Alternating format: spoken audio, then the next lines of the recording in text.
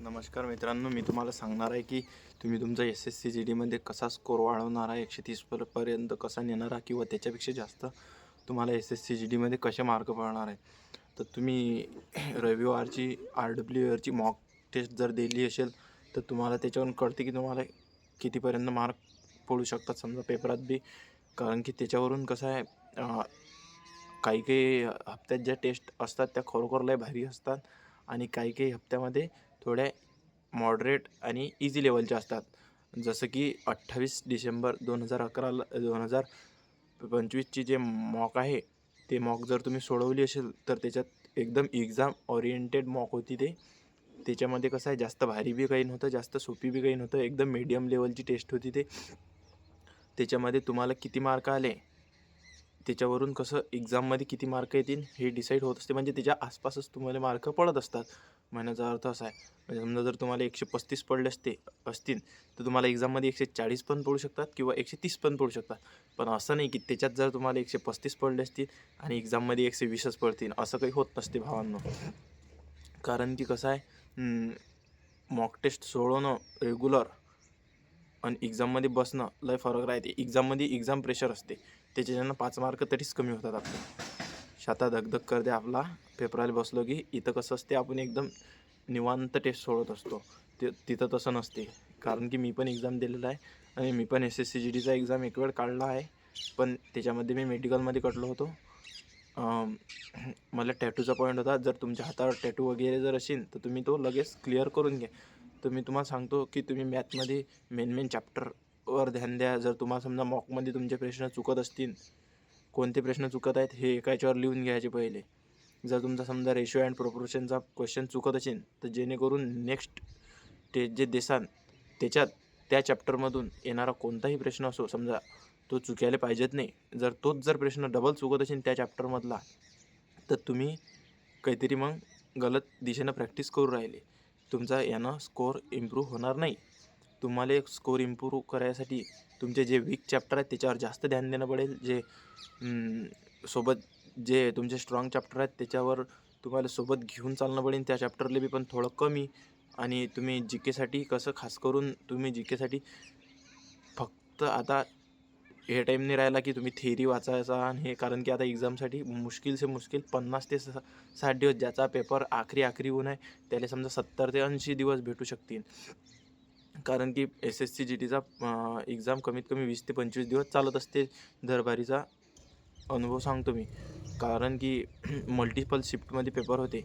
आणि जर समजा तुम्हाला जर असं वाटत असेल की बा आपल्याला या मॉक टेस्टमध्ये कमी मार्क पडले, आपलं काही खरं नाही, असं काही नसते भावांनो.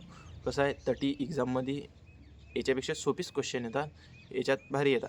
तुम्हाला जर समजा खरोखर चेक करायचं असेल की नाही एक्झाममध्ये कसे प्रश्न येतात, तुम्ही टेक्स्टबुकवर पास जर असेल तुमची तर टेक्स्टबुकवर जा आणि टेक्स्टबुकवर टेस्ट द्या. जर तुम्हाला त्याची पास नसेल भावांनो, आता मला माहीत आहे सर्व विद्यार्थी आपल्यासारखे गरीब विद्यार्थी असतात आणि तुमच्याजवळ जर ते पास असेल तर तुम्ही घेऊ नका, नसेल तर घेऊ नका. टेक्स्टबुकची पास घ्यायची काहीच गरज नाही मित्रांनो. तुम्हाला फ्रीमध्ये एक ॲप सांगतो, त्याच्यावरती तुम्हाला फ्रीमध्ये मॉक टेस्ट देता येतात. फक्त त्याच्यात असं आहे, त्याच्यात मराठीचा ऑप्शन नाही आहे. त्याच्यात फक्त तुम्हाला हिंदीत टेस्ट द्यावं लागतील. ते आहे सिलेक्शन वे. ते गगन प्रताप सरची ॲप आहे सिलेक्शन वे. त्याच्यामध्ये प्रिवियस इयर 2022, 2019, 21, 23 आणि 24 आणि हे मागच्या वर्षीचे 25, हे सर्व पेपर फ्रीमध्ये अवेलेबल आहेत. फक्त हिंदी अँड इंग्लिश लँग्वेजमध्ये. तुम्हाला मराठी लँग्वेज भेटणार नाही तिथं. मराठी लँग्वेजसाठी जर तुम्हाला घ्यायचं असेल तर टेक्स्टबुकच घ्यावं लागेल. कारण की त्याच्यामध्ये हिंदी लँग्वेज आहे फक्त. कारण की ते सेंट्रल लेवलचेच आहे आणि सेंट्रल लेवलच्याच परीक्षा असतात त्याच्यात सर्व. पण फ्रीमध्ये आहे. फ्रीमध्ये तुम्ही आता लय पोरं हिंदीत बी प्रॅक्टिस करतात आपल्या. कारण मी स्वतःवरून सांगतो, मी मराठीत प्रॅक्टिस करत नाही, मी हिंदीतच प्रॅक्टिस करतो. आणि मी ते आपले रोजगारविद अंकित सर आहेत की नाही, त्याच्यावर प्रॅक्टिस करतो. तुम्ही बी त्याच्यावर प्रॅक्टिस करू शकता.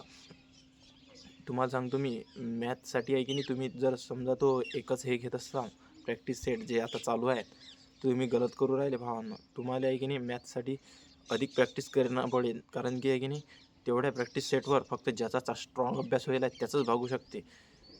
जर तुम्ही जर समजा नवीन अभ्यास चालू करायचा आणि समजा 2-3 महिने झाले, तर तुमचं त्या प्रॅक्टिस सेटनं काहीच नाही होऊ शकत. तुम्हाला सांगतो मी. कारण की त्या प्रॅक्टिस सेटमध्ये फक्त 20 क्वेश्चन असतात आणि ते 20 क्वेश्चनची प्रॅक्टिस करून होणार नाही मित्रांनो. तुम्हाला अधिक बी काही करावं लागेल. त्याच्यासाठी तुम्हाला सांगतो मी काय करायचं होतं. त्याच्यासाठी तुम्ही आपलं रोजगार विथ अंकितचं एक बुक येते, ते बुक बोलवून घ्या. असेल तर हरकत नाही, नसेल तर बोलवून घ्या. काही नाही, 100-150 रुपयाचं काही बुक असेल ते, आणि त्या बुकमधून गणित सॉल्व करा. कारण की ते एक्झाममध्ये आलेले गणित आहेत त्याच्यात सर्व. ते गणित तुम्हाला यायला पाहिजे मित्रांनो. आणि टेक्स्टबुकवरची रोज एक मॉक टेस्ट सोडत चला. कारण की टेक्स्टबुकवर जर रोज एक मॉक टेस्ट सोडसान तुम्ही, तर तुम्हाला त्याच्यात रिअल एक्झामची फिलिंग येत जाईल. आणि तुम्हाला सांगतो मित्रांनो, या रोजगार विथ अंकितवर आहे की नाही, टेस्ट लय भारी असतात. त्याच्यात जर कमी मार्क पडत असेल तर घाबरू नका. आणि झालं त्याच्यात कसं आहे माहिती आहे का, त्याच्यात सारे UP आणि बिहारचे पोरं भरेल आहेत. आपल्या इकडले कमी पोरं आहेत, पण कमी आहेत. कारण की आपल्या इकडल्या पोरेली हिंदी थोडं जाम जाते, त्याच्यामुळे कमी पोरं आहेत आपल्या इकडले त्याच्या. आणि जर तुम्ही जर समजा त्याच्यावर टेस्ट देऊन जर तुम्हाला मार्क कमी पडत असतील आणि तुम्ही खचून जाता, आपलं काही खरं नाही, असं काही नसते. तुम्ही रेग्युलर मेहनत करत राहा. कसं आहे, यंदा नाही झालं तर पुढच्या वर्षी होईल, पुढच्या वर्षी नाही झालं तर त्याच्या पुढच्या वर्षी होईल, पण सोडून देसान तर कधीच नाही होईल.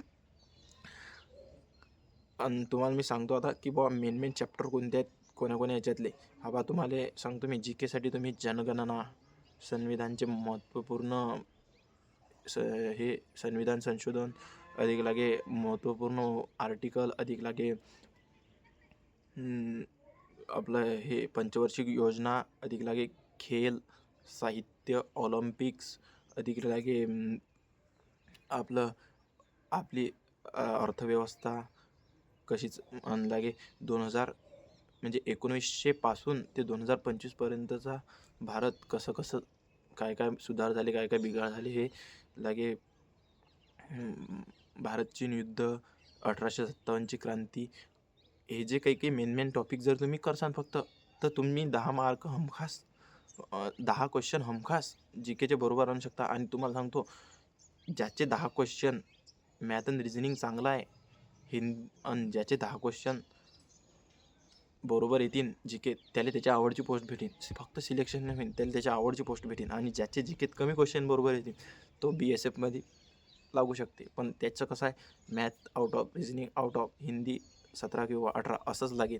जर मॅथ बी कमजोर असेल आणि हिंदी कमजोर असेल आणि रिझनिंग बी कमजोर असेल, तर मग कुठे तुम्ही सिलेक्शनच्या बाहेर राहा. पण तुम्हाला कसं आहे, मॅथ, रिझनिंग, हिंदी हे विषय टॉप ठेवणं पडतील. कारण की GKत मी सांगतो तुम्हाला, कोण्या टेस्टमध्ये GKत 15 बरोबर येतात, कोण्या 10, कोण्या 8, कोण्या 7, कोण्या 12. आणि सांगा काय सांगा. त्याच्यात GKत कसं आहे, फक्त सगळं लकवर डिपेंड करते. तुमचे जर लक असले, तुम्ही जे वाचेल क्वेश्चन आले, तुम्ही फटाफट टिक करत गेले, तुमचे 15 बरोबर येऊ शकतात. आता तुमच्या शिफ्टमध्ये तुम्ही वाचेल प्रश्न नाही आले, तर मग काय फायदा, असं होते ते.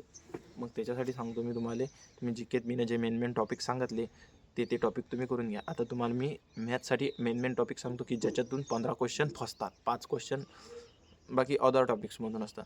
तुम्ही मेन 5 टॉपिक सांगतो तुम्हाला, 5-6 टॉपिक सांगतो मी तुम्हाला. Ratio and proportion, time and work, अधिक लागे चालदुरी, अधिक लागे आपलं हे बोर्डमास, अधिक लागे मेन्सुरेशन, अधिक लागे मेन्सुरेशनचा एक प्रश्न असते. मेन्सुरेशन तुम्ही जर स्किपही केलं, म्हणजे समजा जर आतापर्यंत केलं नसेल, तर तुम्ही स्किप करू शकता. कारण की आता म्हणजे फॉर्म्युले पाठ करणं आणि हे एवढं शक्य नसते.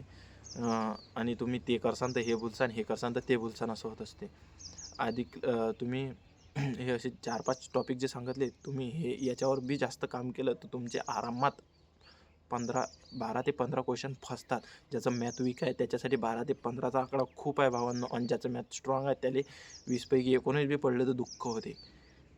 आणि रिझनिंगमध्ये ॲनॉलॉजी, अधिक लागे आपलं हे सिरीज, अधिक लागे non verbal, dice, sitting arrangement, असे हे क्वेश्चन तुम्ही स्ट्रॉंग करून घ्यायचे, हे चुकू नाही द्यायचे.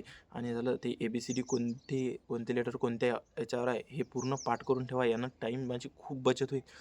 आणि जर तुमचे पाठ नसतील तर आजच पाठ करून घ्या. तुम्ही ते तिथं गेल्यावर लिहिसान, वरलं पायसान खाली पायसान याच्यात तुमचा टाईम लय वेस्ट होईल. कारण की ते पार्ट जर असले तर तुमचे आरामात 5 मिनटं रिझनिंगमध्ये वाचतात आणि ते पार्ट जर नसले तर खालीवर पाहू तुमचे 5 मिनटं वेस्ट होतात. कारण की ज्याचं पाठ आहे तो स्क्रीनवर पाहिल्या सॉल्व करते.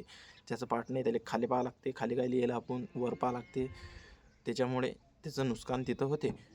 म्हणून मी तुम्हाला सांगतो मित्रांनो, ते पाठ करून ठेवा आणि त्याचे अपोजिट बी पाठ करा. तर तुम्हाला मी मित्रांनो विनंती करतो की माझं चॅनल सबस्क्राईब करा आणि या व्हिडिओला लाईक करा आणि शेअर पण करा. कारण की मी खूप मेहनत घेत आहो भावांनो व्हिडिओसाठी आणि नवीन चॅनल सुरू केलेलं आहे. फक्त तुम्ही तुमचा सपोर्ट पाहिजेत भावांनो. तर प्लीज भावांनो सपोर्ट करा या चॅनलला. ठीक आहे, भेटू नंतर दुसऱ्या व्हिडिओमध्ये.